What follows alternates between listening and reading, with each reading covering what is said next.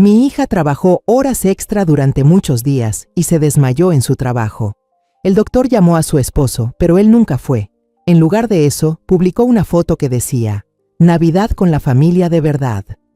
Unos días después, el teléfono de mi hija mostraba 74 llamadas perdidas y un mensaje: Por favor, sálvame. Yo solo le respondí con 6 palabras. Pero antes de continuar, revisa si ya te suscribiste al canal y comparte en los comentarios desde dónde nos estás viendo. Nos encantaría saber hasta dónde llegan nuestras historias de venganza. Me senté en el sillón viendo una obra de teatro en la televisión, ya pasada la medianoche. Afuera, el viento de diciembre soplaba en el porche. El viento en las tierras altas de Querétaro era cortante. Me envolví más fuerte en mi chal de lana, buscando un poco de calor. Acababa de revolver mi taza de té de manzanilla. Pensaba tomarla para calentarme el estómago y luego irme a dormir, cuando el viejo teléfono fijo sobre la mesa sonó de repente. Su timbre siempre era estridente, como si rasgara la calma de la noche. El corazón me dio un vuelco. A mi edad, una llamada a esas horas nunca trae buenas noticias. Con las manos temblorosas levanté el auricular. Mi voz se quebró por el miedo. ¿Hola? Del otro lado se escuchó la voz de una mujer joven. Su tono era profesional, pero pude notar la urgencia y la tensión. Dijo llamarse Carmen, enfermera del Hospital General de Querétaro. Disculpe, ¿es usted la señora Isabel, madre de la señorita Renata Vargas? Sentí un nudo en el estómago. Todo mi mundo se resumía en mi única hija. Balbuceé. Sí, soy yo. Mi hija. ¿Está bien? La enfermera hizo una breve pausa, como eligiendo las palabras, y luego habló rápido. Su hija se desmayó en su trabajo durante el turno de noche en la fábrica de ensamblaje Medline. La ambulancia acaba de traerla. Por favor, venga cuanto antes. La taza de té se me cayó de las manos y se hizo añicos en el suelo. El líquido caliente salpicó mis pies descalzos, pero ya no sentí dolor. Mi mente se quedó en blanco. Solo resonaban esas palabras. Desmayó en su trabajo. No me cambié el pijama. Solo tomé el chal de lana del respaldo de la silla y metí unos billetes arrugados en el bolsillo. Salí a la calle como una loca. La noche estaba helada. Mi aliento salía en nubes blancas. Por suerte, un taxi viejo se detuvo. Los faros amarillentos atravesaban la neblina. El chofer tenía puesta la radio. Sonaba una ranchera triste, con una voz dolida que parecía llorar por mí. Las luces de la ciudad pasaban frente a la ventana y se mezclaban con mis lágrimas. Con manos temblorosas marqué el número de Alonso Dávila, mi yerno. Seguro debía estar preocupado. La primera llamada sonó 2 veces y se cortó. Pensé que estaría ocupado. Volví a marcar y la segunda llamada sonó y sonó, sin respuesta. En la tercera, la pantalla mostró el mensaje: llamada rechazada. Un escalofrío me recorrió la espalda, más frío que el viento de afuera. Pagué el taxi y casi corrí hacia la sala de urgencias. Ese olor penetrante a desinfectante y enfermedad me revolvió el estómago. El pasillo estaba vacío y helado, iluminado solo por tubos fluorescentes que parpadeaban en el techo y una mujer de limpieza que fregaba el piso en silencio. No había nadie, ni Alonso, ni sus padres, ni nadie de la familia Dávila. Me dejé caer en las frías bancas metálicas de la sala de espera. El frío traspasó la ropa y me caló hasta los huesos. La sensación de impotencia y soledad me envolvió, igual que la noche en que di a luz a Renata sola, hace casi 30 años. En medio de la desesperación, mi mente vagó sin rumbo. Saqué mi viejo celular y abrí Facebook. Tal vez por reflejo, busqué el perfil de Alonso y lo vi. Su publicación más reciente, de hacía apenas 15 minutos. Era una foto de toda la familia Dávila sonriendo, levantando copas de vino tinto en una sala cálida, detrás un árbol de Navidad lleno de luces. Sobre la mesa, un festín con pavo dorado, ensalada de manzana y todo tipo de manjares. Bajo la foto, el texto decía: Navidad con la familia verdadera. En la imagen, Alonso sonreía abrazando cariñosamente a su madre. Mi hija Renata no estaba ahí. Sentí una piedra en el pecho, me faltaba el aire.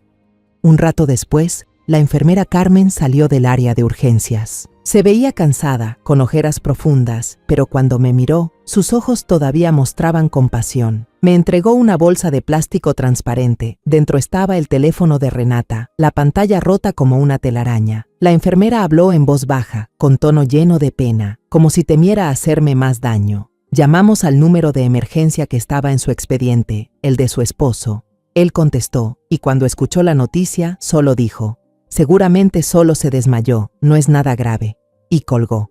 Por eso tuvimos que buscar en los contactos de Renata para llamarla a usted. Mis manos temblaban mientras tomaba la bolsa. Cada palabra de la enfermera era como una aguja que se clavaba en mi corazón. No es nada grave. Una indiferencia tan cruel que costaba creerla. La primera lágrima de la noche cayó. Estaba caliente, quemándome el dorso de la mano envejecida. No lloraba por preocupación por mi hija, sino por la humillación que ella estaba sufriendo. Me quedé sola en el banco de metal, sumida en un silencio que hacía zumbar mis oídos.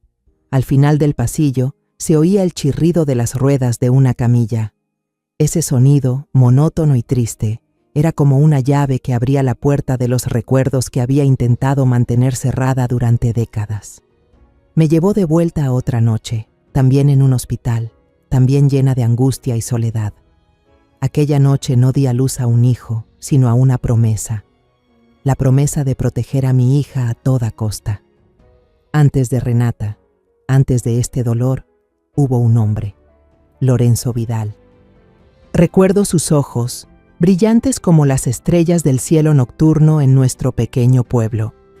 Era hijo del dueño del rancho más rico de la región, y yo, solo la hija de un carpintero. Solía escaparse de su casa para venir a mi ventana con su vieja guitarra y cantarme boleros llenos de ternura. Su voz era cálida y su amor parecía verdadero. Me prometió una casita, hijos, y una vida sin separaciones. Pero las promesas de los ricos son frágiles como el humo. La familia de Lorenzo nunca me aceptó. Para ellos, yo era una mancha, un error en la vida del hijo favorito. Lo obligaron a irse a España, a encargarse del negocio familiar de vinos, un exilio disfrazado de oportunidad. La última noche que nos vimos, me tomó las manos con fuerza y me prometió que escribiría, que volvería.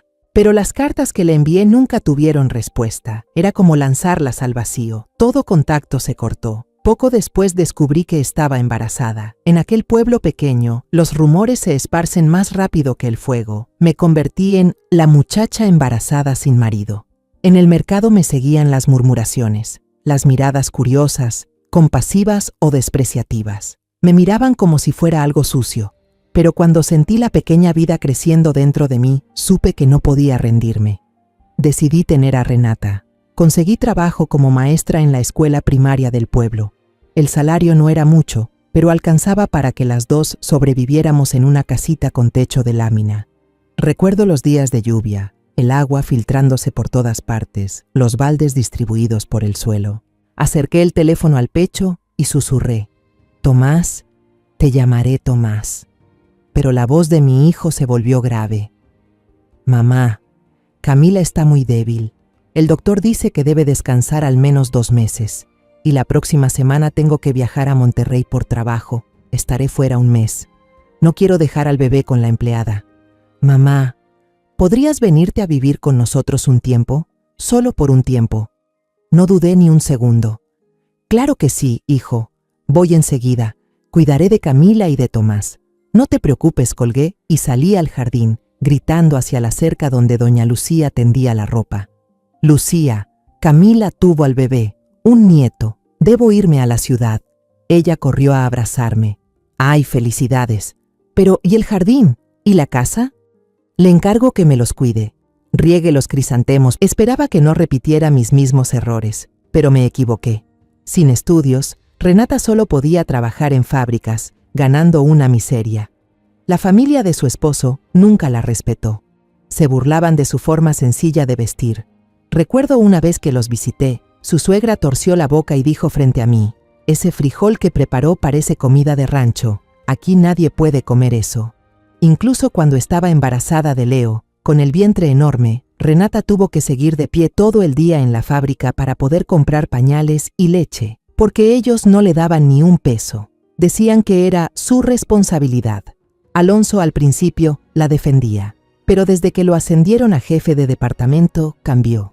Empezó a sentir vergüenza de tener una esposa obrera. Le hablaba con desprecio, la criticaba frente a toda su familia. Mírate, vistes como si no te importaras, hueles a aceite de máquina, me haces quedar mal, Renata. Recuerdo perfectamente la última vez que fui a verla, hace solo unas semanas. Estaba delgada, con ojeras profundas y las mejillas hundidas. Le tomé la mano huesuda y le dije con el corazón hecho pedazos: vente conmigo, hija. Mi casa es pequeña, pero siempre hay lugar para ti y tu niño. Con mi pensión puedo mantenernos a los 3. Renata negó con la cabeza, con los ojos llenos de lágrimas. No puedo, mamá. Leo necesita un padre. Todos sus amigos tienen papá y mamá. No quiero que lo molesten. Me apretó la mano con voz suplicante. Puedo aguantar un poco más, mientras mi hijo tenga una familia completa. Me quedé sin palabras. Una familia completa. El recuerdo se desvaneció, devolviéndome a la cruda realidad del pasillo del hospital. Las palabras de mi hija resonaban en mi cabeza, amargas, como una profecía cruel. Ella trató de conservar algo que nunca existió, y el precio fue su salud, su dignidad. No sé cuánto tiempo estuve sentada en ese banco frío, quizás horas. Apoyé la cabeza en las rodillas y me quedé dormida. Un sueño ligero, cansado, hasta que una mano me tocó suavemente el hombro. Señora, la voz de la enfermera Carmen sonó. Pase, su hija ya despertó. Desperté de golpe, con el corazón latiendo fuerte. Entré apresurada a la habitación. Era blanca, fría, con olor a desinfectante. Renata estaba en la cama, su rostro pálido como una hoja, los labios secos y agrietados. Una aguja de suero clavada en su mano delgada y el líquido transparente caía gota a gota lentamente. El monitor cardíaco hacía bip, bip, con un ritmo monótono, contando los segundos pesados que pasaban. Renata parpadeó, mirándome con dificultad. Sus ojos estaban hundidos, vacíos. Con voz ronca, apenas audible, preguntó: «Mamá, ¿por qué estás aquí?» Le tomé la mano helada, forzando una sonrisa mientras sentía que algo me desgarraba por dentro. «Vine a cuidarte. ¿Cómo te sientes, hija?» Ella no respondió. Tosió un par de veces. Luego habló con voz entrecortada, casi sin fuerzas. «Tengo que ir a trabajar. Hoy es el último turno. En Navidad pagan el doble y también hay bono de fin de año, mamá». Desvió la mirada hacia la pared blanca, murmurando, como si hablara consigo misma. «Leo quiere una bicicleta azul. Le prometí. No me dieron ni un peso para comprarle un regalo». Al escuchar eso, sentí una furia ardiente subir por mi pecho. La rabia no era hacia ella, sino hacia los que la habían llevado a este punto. Por una bicicleta para su hijo, mi hija tuvo que arriesgar su vida. Solo pude acariciarle el cabello, conteniendo todas las palabras amargas que querían salir de mi boca. «Descansa, hija. La bicicleta de Leo. Déjala en mis manos. Ahora tienes que descansar. De lo demás yo me encargaré. Iré a traer a Leo contigo». A la mañana siguiente salí del hospital. Las calles estaban desiertas. El aire aún guardaba rastros de la fiesta de la noche anterior. Pedazos de papel de colores y botellas vacías rodando por la acera. Toda la ciudad había celebrado, menos mi hija, que seguía sola en una cama de hospital. Tomé un autobús hacia el barrio elegante donde vivía la familia Dávila. Su casa, de 2 pisos y pintada de blanco, destacaba entre las demás. En la puerta de hierro todavía colgaba una corona brillante, falsa, pretenciosa. La puerta principal no estaba cerrada. La empujé suavemente y entré.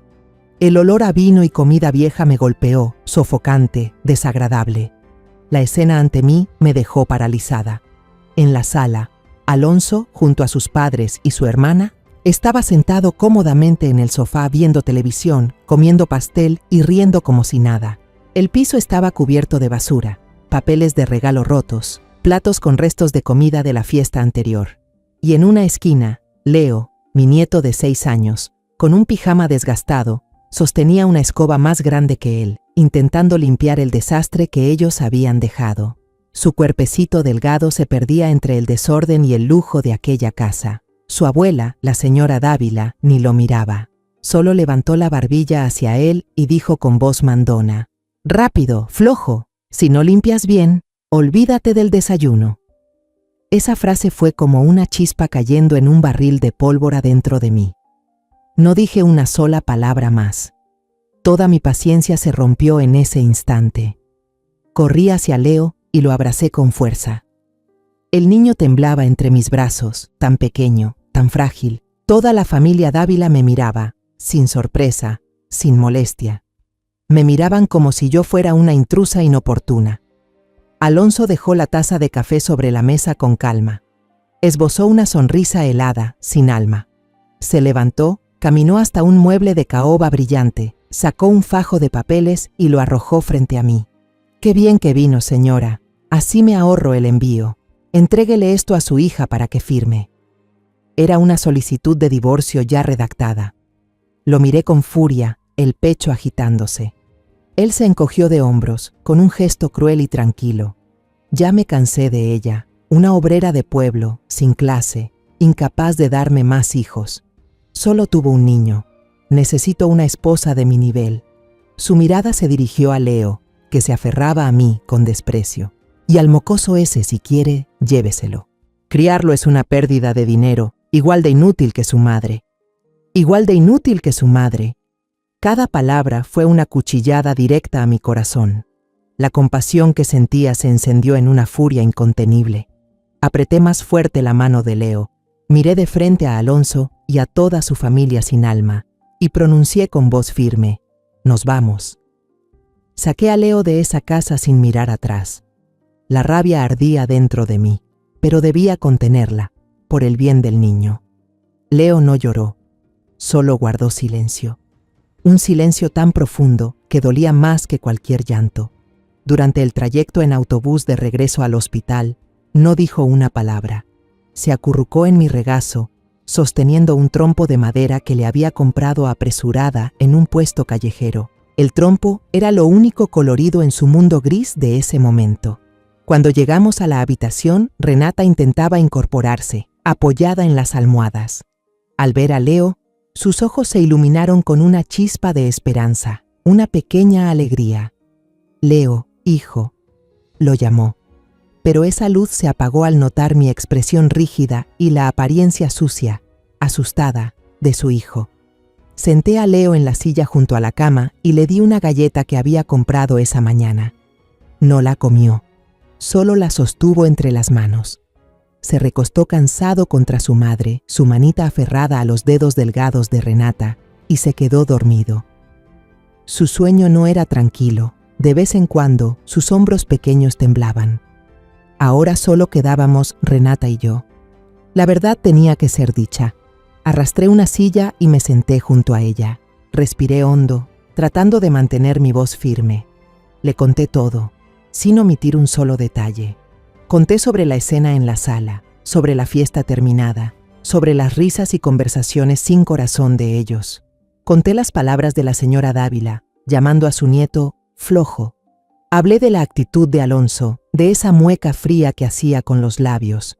Renata escuchó sin interrumpir. Su rostro había perdido todo el color, pálido como la pared detrás de ella. Al final, saqué de mi bata los papeles del divorcio, una hoja helada, llena de palabras crueles. La coloqué con cuidado sobre la manta delgada que cubría su cuerpo. «Esto es lo que me dio. Quiere que lo firmes». Renata guardó silencio un buen rato. No lloró, no gritó, solo miraba el techo blanco, donde una grieta fina corría como un ciempiés.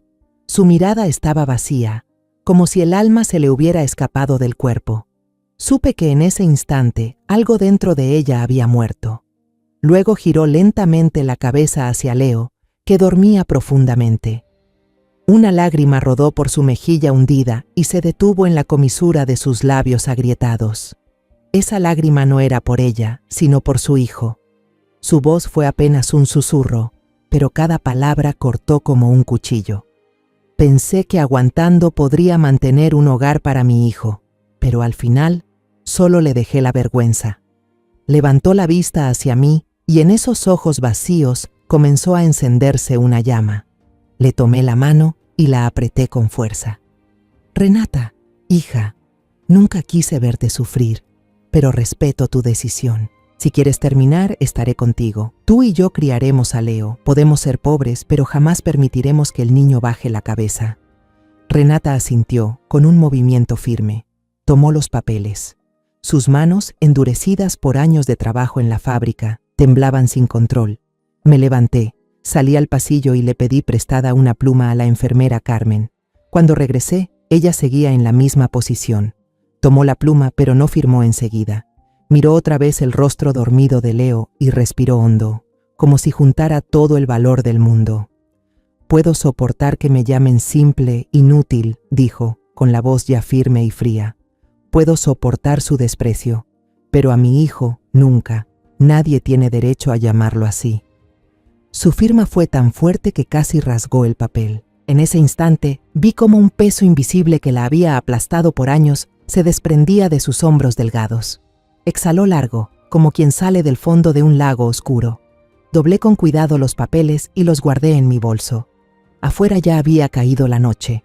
En la habitación solo quedaban el suave respiro de Leo y el pitido, del monitor cardíaco. Ese sonido ya no era monótono ni triste. Para mí sonaba como el pulso de un corazón que volvía a la vida, como el inicio de algo nuevo. El día de la audiencia de divorcio, el cielo de Querétaro estaba gris y frío, igual que mi ánimo.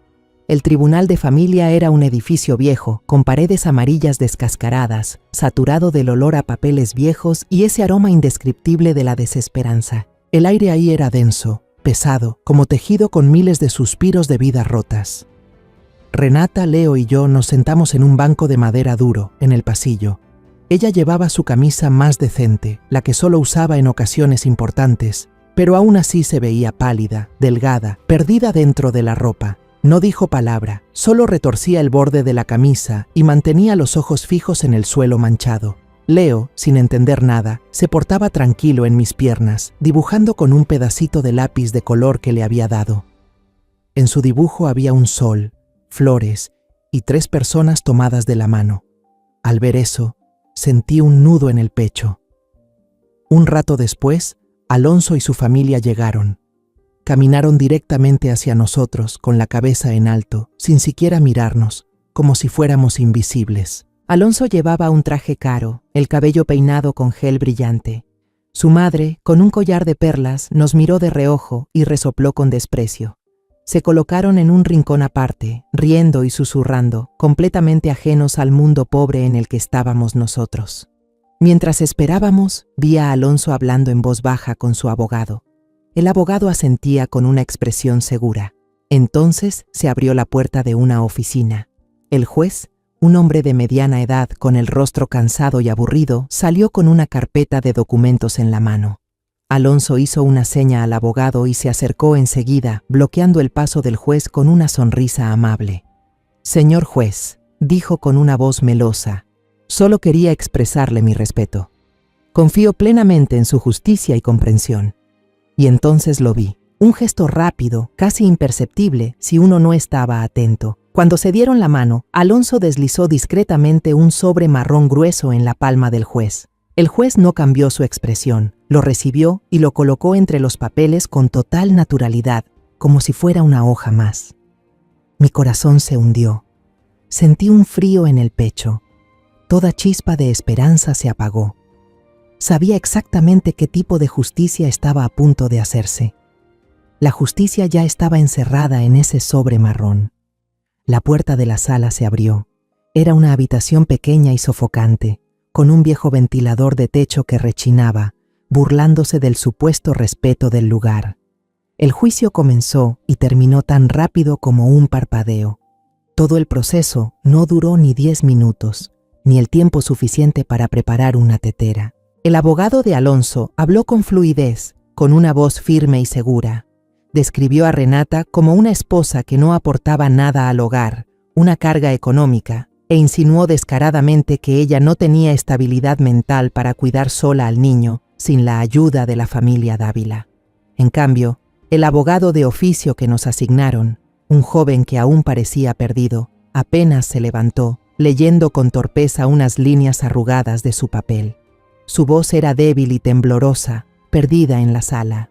El juez casi no levantó la vista de sus documentos, solo asentía con indiferencia.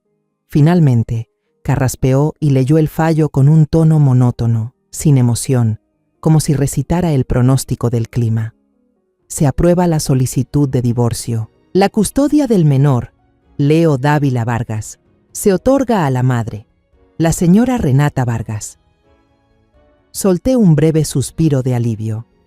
Al menos conservaríamos al niño. Pero siguió hablando, y cada palabra fue como un golpe. Todos los bienes compartidos, incluyendo la casa y la cuenta de ahorros, pasarán a manos del señor Alonso Dávila, por ser el principal generador de ingresos y contribuyente económico. No habrá pensión alguna tras el divorcio para la esposa ni para el menor. No podía creer lo que oía. Todo, se lo llevaban todo. Los años de esfuerzo de mi hija, el poco dinero que había ahorrado con su trabajo, todo se desvanecía. Me levanté de golpe, sin poder contenerme, y grité: ¡Esto es una injusticia! ¡Eso es un robo! Vi cómo le daba un soborno al juez. El juez golpeó con fuerza el mazo. El sonido seco resonó en la sala. ¡Silencio!, me lanzó una mirada helada. Está alterando el orden del tribunal. La audiencia ha terminado. 2 guardias enormes se acercaron de inmediato y me invitaron a salir del recinto. En el pasillo, Alonso y su familia pasaron junto a mí. Él se detuvo, me miró directamente a los ojos y sonrió con desprecio. Una sonrisa triunfante, satisfecha, de alguien que acaba de usar el dinero para pisotear la justicia. Renata salió tambaleándose después. Ya no podía mantenerse en pie. Apoyó la cabeza en mi hombro. El cuerpo le temblaba por los sollozos que no salían, por los gemidos ahogados de dolor. El pequeño Leo, al ver llorar a su madre, también se asustó y empezó a llorar. Abracé con fuerza a los dos, sin poder hacer nada, mirando impotente las espaldas de esos ricos que se marchaban. La justicia, en nuestro mundo, era solo una mercancía que los pobres nunca podrían comprar. Al salir del tribunal ese día, no regresamos con las manos vacías, sino con las manos vacías de alma. Lo habíamos perdido todo. Solo nos quedábamos los unos con los otros. Renata y Leo se mudaron a vivir conmigo en la casita de 2 habitaciones. Toda la vida matrimonial de mi hija cabía en 2 cajas de cartón viejas, una con ropa y la otra con algunos juguetes de Leo y un marco de fotos de boda con el vidrio roto. Renata tiró el marco a la basura en silencio. Las primeras semanas, la casa se llenó de un silencio pesado. Renata hablaba poco, solo hacía las tareas de la casa como una sombra. Limpiaba, cocinaba, lavaba, hacía todo de manera mecánica, con los ojos siempre vacíos. Pero poco a poco, la risa cristalina de Leo la fue sacando de la oscuridad. El niño ya no tenía miedo, corría por toda la casa. Le contaba a su madre historias sin principio ni fin sobre las nubes, sobre las hormigas. Y un día, mientras Leo dibujaba en la pared, Renata se echó a reír. Fue una risa forzada, débil, pero fue una risa. Era un comienzo. Empezamos una nueva vida. Una vida pobre pero sin humillación. Mi pensión era demasiado pequeña para mantener a 3 personas. Esa noche, cuando los 2 dormían, me senté sola en la cocina y abrí el viejo baúl de mi madre. Saqué un cuaderno amarillento con la receta familiar de tamales que ella me había enseñado cuando era niña. Y así, cada madrugada, cuando el vecindario aún dormía, mi pequeña cocina se llenaba del aroma de la masa de maíz, de la carne de cerdo guisada con chile guajillo y de las hojas de plátano calentadas al fuego. Las 3, abuela, madre e hijo, preparábamos los tamales juntas. Las manitas torpes de Leo imitaban las nuestras, terminando con la cara llena de masa. Pusimos una mesita en la esquina de la calle, junto a un jacarandá en plena flor. Al principio solo vendíamos unos pocos tamales a los trabajadores que salían temprano. Pero con el tiempo, los vecinos empezaron a amar nuestros tamales. Decían que tenían el sabor de la familia, de la dedicación. Una anciana vecina me dijo: «Tus tamales son deliciosos, Isabel. Tienen el sabor del amor». Por la tarde, cuando ya habíamos vendido todo, Renata daba clases gratuitas a los niños del barrio en el porche. Eran niños pobres, sin dinero para tutorías. Verla enseñarles a leer, a hacer cuentas, me recordaba a la joven maestra que fui hace 30 años. Mi hija había vuelto a encontrarse a sí misma. La vida seguía siendo difícil. Por las noches, los tres cenábamos frijoles y tortillas calientes, pero podíamos sonreír. No teníamos mucho dinero, pero teníamos paz. Una tarde de fin de semana, cuando el sol caía hacia el oeste tiñendo de dorado todo el vecindario, se escucharon golpes en la puerta. Golpes firmes, fuertes, no como los tímidos de los vecinos. Leo jugaba en el patio y corrió a avisar. «¡Abuela! ¡Hay alguien!». Yo me limpié las manos llenas de masa en el delantal, pensando que tal vez era alguien que venía a encargar tamales para el día siguiente. Fui a abrir la puerta, y el tiempo se detuvo. Frente a mí estaba un hombre elegante, con un traje gris. Estaba mucho más envejecido que en mis recuerdos. El cabello ya tenía canas en las sienes, y el rostro estaba marcado por los años. Pero esos ojos profundos y cálidos, nunca los podría olvidar. Lorenzo Vidal. Me quedé paralizada, el aire se me atascó en el pecho. Todo a mi alrededor se volvió borroso, solo quedaba ese hombre. 30 años. 30 años interminables. Él también estaba igual de sorprendido. Me miró fijamente y pronunció mi nombre, con la voz ronca por la emoción. «¿Isabel?». No pude responder. Sentí la garganta apretada, como si alguien me la estuviera estrangulando. Él empezó a hablar con prisa, como si temiera que, si no lo hacía enseguida, perdería la oportunidad. Habló de cómo su familia lo había detenido, de las cartas que le envié y que ellos quemaron, de las amenazas de que arruinarían mi vida si él intentaba contactarme. «Acabo de regresar a México», dijo con voz llena de arrepentimiento. «El negocio en España por fin se estabilizó. Lo primero que hice fue ir a nuestro antiguo pueblo. Me dijeron que te habías ido hace mucho tiempo, que tenías una hija». Justo en ese momento, Renata escuchó las voces y salió del cuarto. «Mamá, ¿quién es?». Vio al hombre desconocido y me miró con curiosidad. Los ojos de Lorenzo se clavaron en Renata. Su rostro cambió de color. De la sorpresa pasó a la confusión y luego a una comprensión dolorosa que apareció lentamente. Renata tenía mis ojos, pero la barbilla, la nariz y hasta la manera en que inclinaba un poco la cabeza cuando se sentía incómoda. Todo era de él. La niña era idéntica a él. Lorenzo dio un paso atrás. Su cuerpo alto pareció tambalearse. Su voz tembló, casi como un susurro. «Dios mío, mi hija». Renata se quedó helada. Me miró. Luego miró al hombre desconocido, con los ojos llenos de desconcierto. No pude soportarlo más. Giré la cara hacia el pequeño patio, donde las macetas de crisantemos blancos brillaban bajo el sol de la tarde. Las lágrimas que había contenido durante 30 años, las lágrimas del dolor, de la soledad y de la traición, finalmente brotaron, cálidas y saladas. La puerta del pasado se había abierto, y ninguno de nosotros podría cerrarla jamás. Después de ese encuentro que cambió todo, Lorenzo comenzó a venir seguido a mi casa. Al principio, el ambiente era incómodo, tenso como una cuerda estirada. Entre él y Renata había una distancia invisible, un muro levantado por 30 años de ausencia y heridas silenciosas.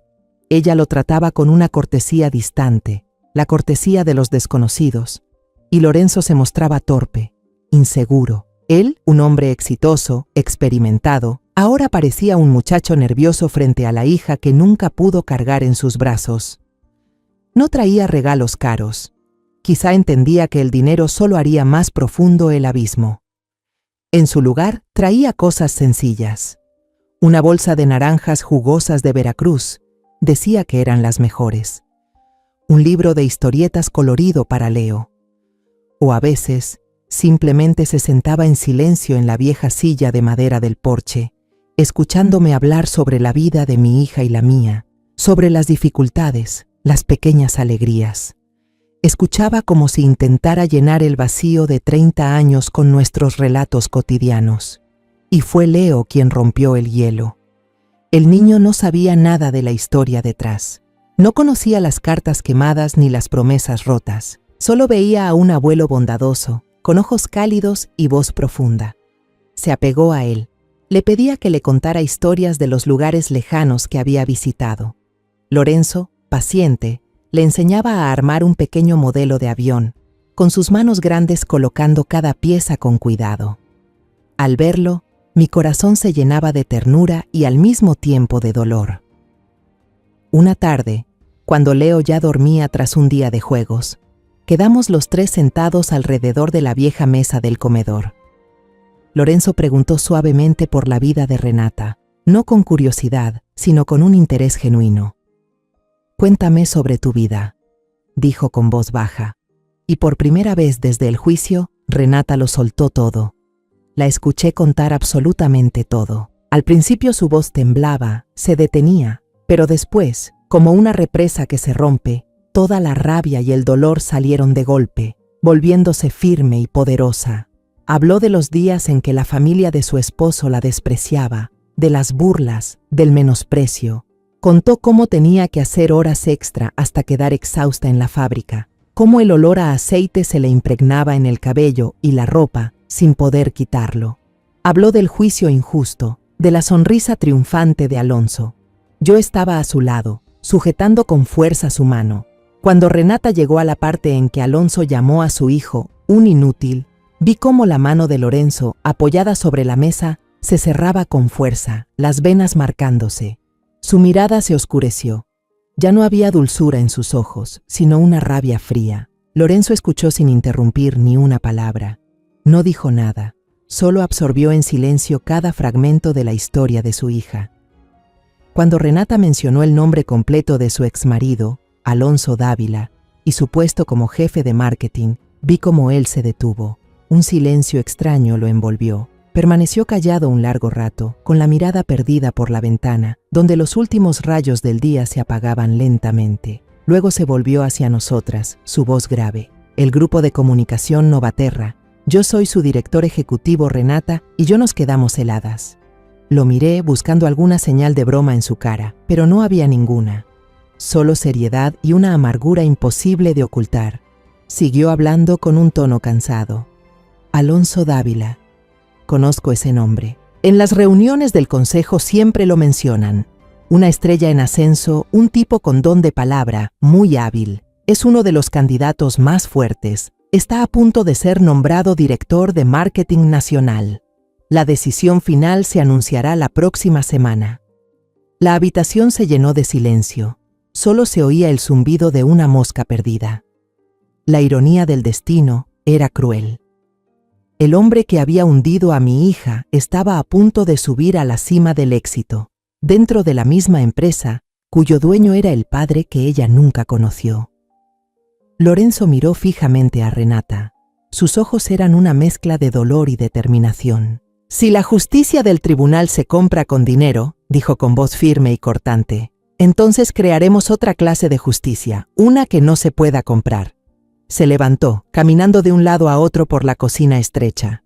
Un hombre que abandona a su esposa e hijo en la desgracia, que soborna a funcionarios para quedarse con lo que no es suyo, que humilla a su propio hijo. Un tipo así no merece representar la imagen de Novaterra. Nunca tendrá ese puesto. Te lo prometo, no lo detuve. Dentro de mí, una pequeña chispa de esperanza comenzó a encenderse.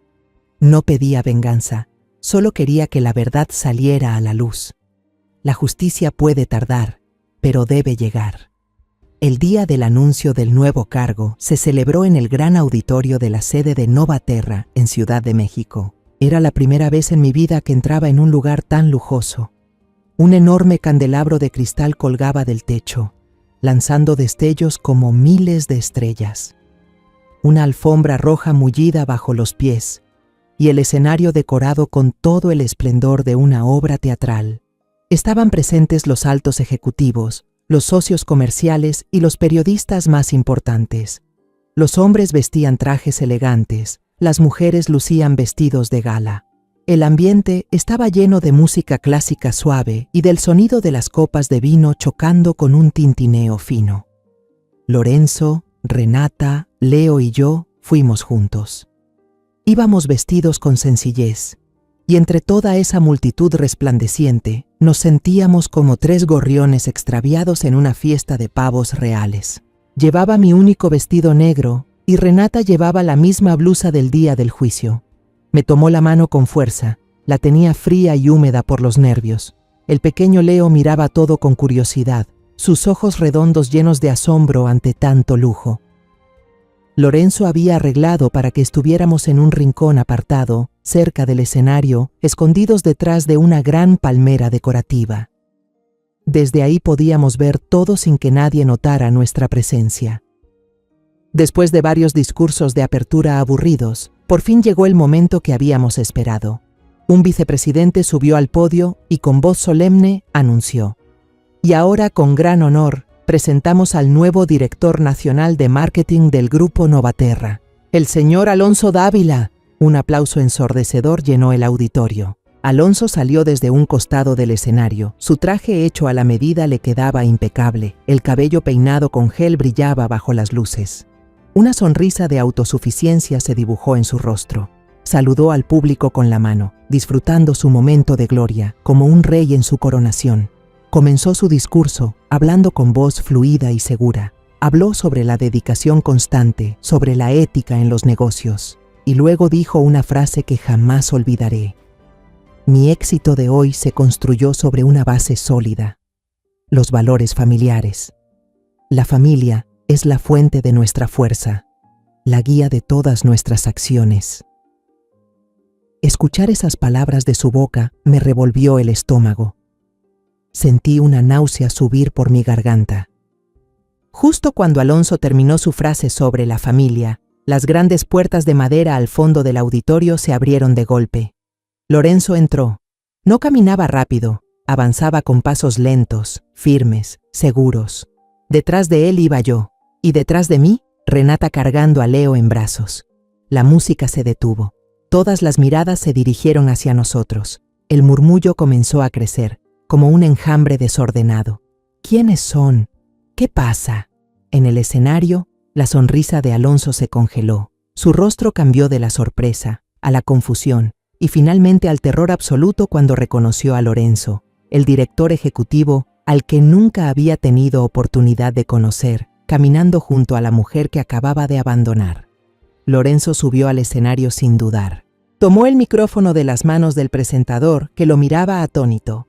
Se colocó justo al lado de Alonso, que seguía inmóvil como una estatua de cera. La voz de Lorenzo resonó por todo el auditorio, sin furia, pero con una firmeza y autoridad incuestionables. Señoras y señores, disculpen la interrupción, pero antes de celebrar oficialmente, quiero compartir una historia sobre los valores familiares que el señor Dávila acaba de mencionar. Se giró y señaló hacia Renata y Leo, que ya habían salido de su escondite. Esta es la esposa y el hijo de este hombre. Su esposa, la señora Renata Vargas, se desmayó por trabajar hasta el agotamiento en una fábrica para comprar un regalo de Navidad para su hijo, mientras él estaba de fiesta, publicando fotos sobre las bendiciones de la familia. Este niño, mi nieto, fue llamado un inútil por la familia paterna. El auditorio quedó en silencio absoluto. Se escuchó el sonido de una copa rompiéndose en algún lugar. Lorenzo continuó, con voz helada: "Este hombre compró una sentencia judicial con dinero, despojando a su esposa de todo y dejándola en la calle sin un solo peso de manutención. Y tenemos las pruebas". Lorenzo hizo una señal, y en la gran pantalla detrás del escenario, donde antes aparecía la imagen triunfante de Alonso, comenzó a reproducirse un video corto. Era una grabación de una cámara de seguridad en el pasillo del tribunal. No había sonido, pero la imagen era irrefutable. Alonso sonriendo, estrechando la mano del juez y deslizándole un sobre marrón. Un murmullo de asombro recorrió la sala. Los periodistas reaccionaron de inmediato, levantando sus cámaras, disparando flashes sin parar. Lorenzo se volvió hacia Alonso, que temblaba, con el sudor empapándole la frente y el cuello de la camisa. El Grupo Novaterra se construyó sobre la base de la integridad, declaró Lorenzo con voz firme. No hemos aceptado ni aceptaremos jamás a un mentiroso, inmoral y cobarde como líder. A partir de este momento, señor Alonso Dávila, usted está despedido. Las luces del escenario seguían brillando intensamente, pero para Alonso eran como miles de cuchillos atravesándole el cuerpo. Bajó la cabeza, incapaz de mirar a nadie, encogido como una sombra. Su gloria había terminado. Yo observaba la escena, pero no sentía alivio ni la alegría de la venganza. Solo una extraña paz se expandía en mi pecho. La justicia, al fin, había encontrado el camino hacia nosotros. No en un tribunal, sino aquí mismo, en la cima del poder del hombre que la había pisoteado. El suceso en Novaterra provocó un verdadero terremoto. La historia de Alonso se esparció por los periódicos y las redes sociales a una velocidad impresionante. El video en el que se veía cómo sobornaba al juez fue compartido miles de veces. Se convirtió en tema de burla en todas partes, desde los elegantes cafés donde se reunían los empresarios hasta las taquerías de barrio. El hipócrita, el director frustrado, el que vendió a su esposa por un cargo, lo llamaban con toda clase de apodos sarcásticos. Nosotros salimos silenciosamente de Ciudad de México esa misma noche y regresamos a nuestra pequeña casa en Querétaro. La vida parecía volver a la normalidad. Cada mañana yo seguía levantándome temprano para cocer tamales y Renata seguía enseñando a los niños del vecindario. Pero algo había cambiado. El aire en la casa ya no era pesado ni asfixiante. Renata empezó a sonreír más, no con esa sonrisa forzada de antes, sino con una de verdad que brillaba desde el fondo de sus ojos. Pero el pasado no estaba dispuesto a dejarnos tan fácilmente. El viejo teléfono de pantalla rota de Renata, con el que antes esperaba una llamada de cariño, empezó a sonar sin parar. Al principio era el número de Alonso. Llamaba constantemente, de día y de noche. Cuando fue bloqueado, usó el número de su madre, luego el de su hermana. Incluso algunos parientes lejanos, con los que Renata jamás había hablado, comenzaron a llamar. Renata, contesta, Alonso ya se arrepintió. Hija, todo puede arreglarse, vuelve a casa. No contestamos. Esa preocupación tardía nos resultaba tan barata y falsa. Por un antiguo vecino que trabajaba en la misma empresa, supimos que Alonso no solo había sido despedido. Lorenzo, tal como había prometido, impuso otra forma de justicia. Lo demandó por fraude y soborno, por dañar gravemente la reputación de Novaterra. El juez que aceptó el soborno también fue suspendido e investigado. La familia Dávila, que siempre presumió de su estatus social, tuvo que enfrentarse a la vergüenza. Los socios rompieron relaciones y los amigos se alejaron. Su lujosa casa, donde antes se celebraban fiestas ruidosas, ahora estaba extrañamente silenciosa. 3 días después de aquel suceso, una noche, mientras Renata y yo estábamos en el porche con Leo coloreando, el teléfono volvió a vibrar. Esta vez era un número desconocido. Renata me miró, dudando. Ya estaba agotada de tantas llamadas molestas. Asentí, indicándole que lo dejara sonar. La llamada se perdió. Luego otra, y otra más. Continuamente, como si alguien a punto de ahogarse intentara manotear para no hundirse. Finalmente, la pantalla se iluminó con un mensaje. Renata y yo lo leímos juntas. Era de Alonso, enviado desde un número nuevo que acababa de comprar. Solo tenía 4 palabras, breves y desesperadas. Por favor, sálvame. Tomé el teléfono y abrí el registro de llamadas. 74 llamadas perdidas. De él y de su familia, en solo 3 días. Renata miraba fijamente la pantalla, sin mostrar ninguna emoción en el rostro. Ya había llorado hasta quedarse sin lágrimas, había sufrido hasta el límite, y ahora solo le quedaba el vacío. El amor, el sacrificio, la paciencia, todo había sido desgastado hasta no dejar nada. Levantó la vista, me miró y me pasó el teléfono. Su voz sonó extrañamente tranquila. Mamá, encárgate tú. No quiero ver su nombre, ni escuchar su voz, ni tener nada que ver con él. Ya terminé. Tomé el teléfono. Mis dedos envejecidos se deslizaron por el teclado. Podía haber escrito palabras crueles, reproches, maldiciones. Pero no lo hice. Solo escribí una respuesta breve, una verdad imposible de negar, fría como una sentencia del destino. Ya no tienes derecho a ser salvado. Presioné enviar. Después busqué la opción bloquear este número y confirmé. Un pequeño bip sonó. Todo había terminado de verdad. Una extraña sensación de alivio me envolvió por completo. No era la satisfacción de quien gana, sino la paz de quien finalmente se atreve a soltar una carga que ha llevado demasiado tiempo. La puerta hacia el pasado doloroso, por fin, la habíamos cerrado y asegurado nosotras mismas. Después de cerrar para siempre la puerta con la familia Dávila, Querétaro se volvió sofocante. Cada esquina, cada calle estaba teñida de recuerdos dolorosos. Lorenzo tenía razón, necesitábamos un nuevo comienzo, en un lugar donde nadie nos conociera, donde el pasado no pudiera alcanzarnos. Y así, con su ayuda, dejamos Querétaro. Nos mudamos a Oaxaca, una ciudad llena de colores en el sur, donde las paredes están pintadas con tonos vivos, el aire huele siempre a chocolate y chiles asados, y la gente parece sonreír todo el tiempo. Lorenzo nos compró una casita con paredes color cúrcuma, con un pequeño patio bañado por el sol.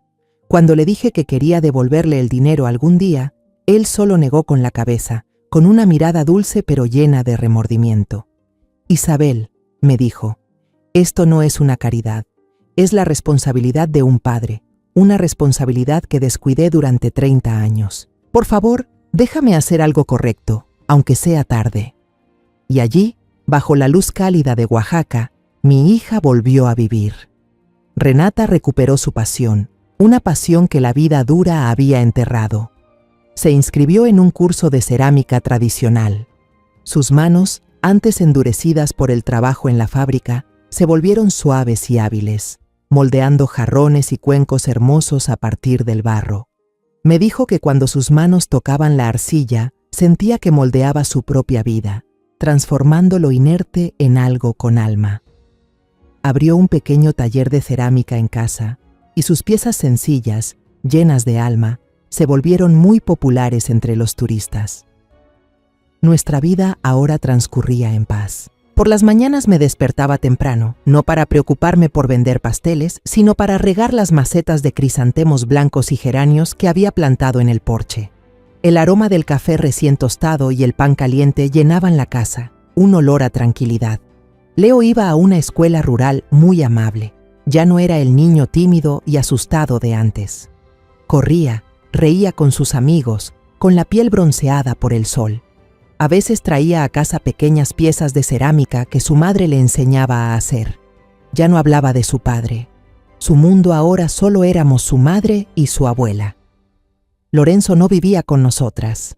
Aún tenía que atender su trabajo en Ciudad de México. Pero cada fin de semana conducía hasta aquí para visitarnos. No intentaba convertirse en un padre en el sentido estricto de la palabra. Él entendió que el tiempo no podía volver atrás. En lugar de eso, se convirtió en un amigo de Renata y en un abuelo maravilloso para Leo. Juntos volaban cometas en la colina detrás de la casa o paseaban por el mercado lleno de colores. Al verlos reír, supe que las heridas, aunque no podían sanar del todo, al menos habían dejado de sangrar. Una mañana de domingo, mientras cortaba las flores de crisantemo marchitas, Leo corrió hacia mí. Señaló una flor blanca recién abierta y me preguntó con voz inocente, «Abuela, esta flor es la flor de la paz, ¿verdad?» Me sorprendí y sonreí preguntándole por qué pensaba eso.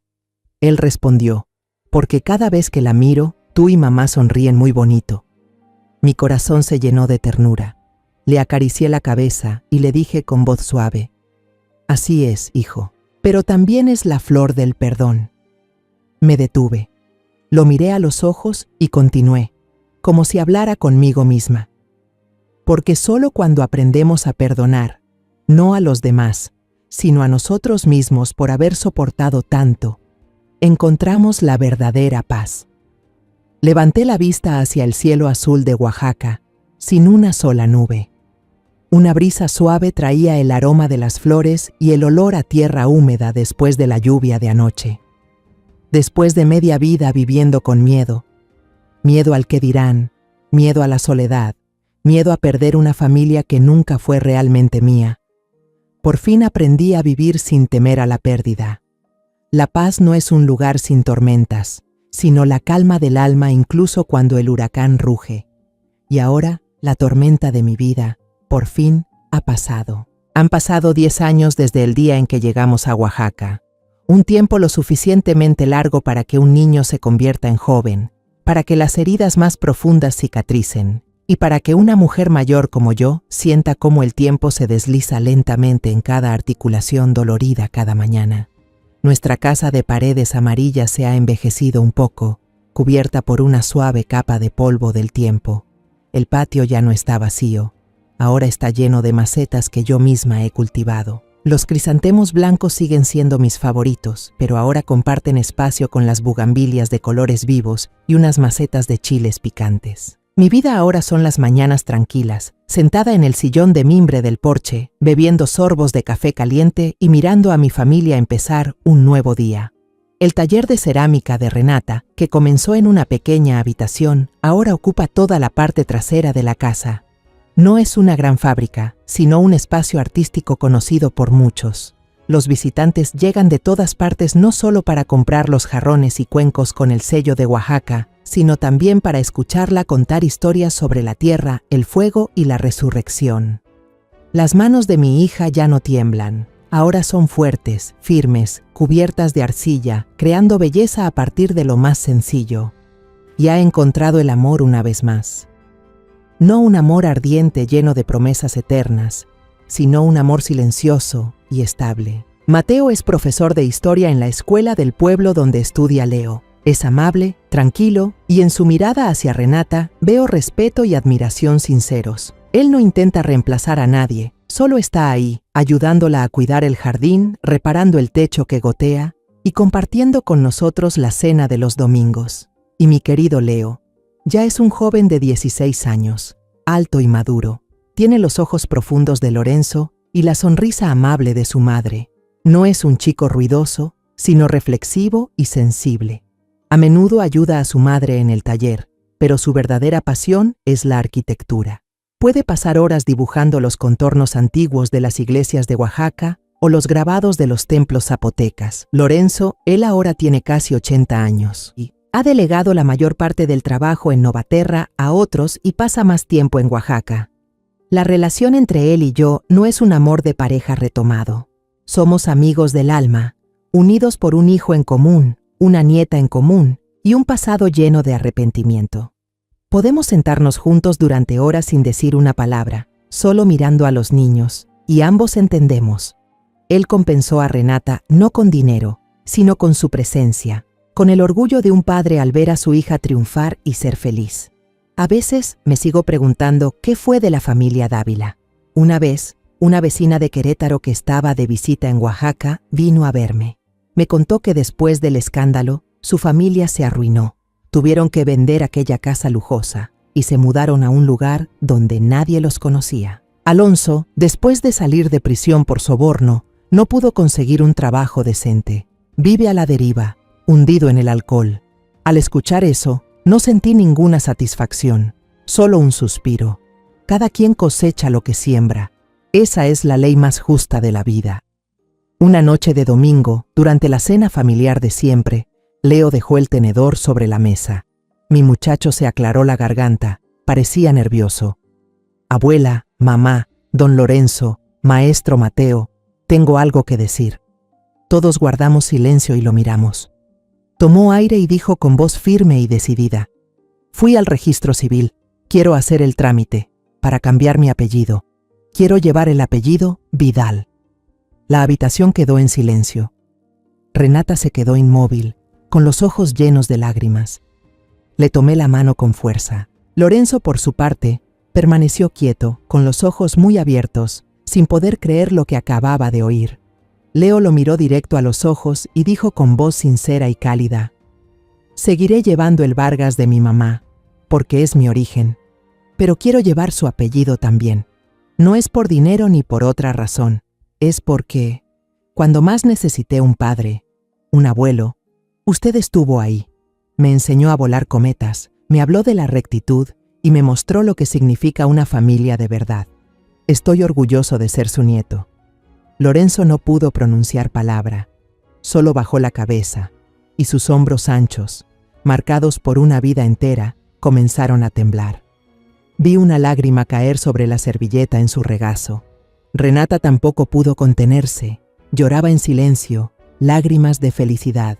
Miré alrededor de la mesa. Mi hija, que había recuperado su sonrisa. Mi nieto, un joven lleno de orgullo y bondad. El hombre que regresó del pasado para redimirse. Y el nuevo hombre que trajo la paz. Recordé aquella foto de Navidad de los Dávila con la frase bendición verdadera. Estaban equivocados. La bendición no está en los banquetes ni en los regalos caros. La bendición está aquí, en esta casita de paredes amarillas, en las risas, en las lágrimas de alegría, en los lazos que nacen de los pedazos rotos. Y supe entonces que esta sí era la verdadera bendición. Después de todo lo vivido, la lección que quiero compartir con todos es: nunca permitan que el miedo o la resignación encadenen su vida. Alguna vez creí que soportar era la forma de mantener a la familia unida, que callar era un sacrificio por los hijos, pero la verdad es que cuando callamos ante la injusticia, solo ayudamos al cruel a avanzar. No fue hasta que mi hija calló que comprendí: el amor no puede existir en la humillación, y familia no significa nada si falta el respeto.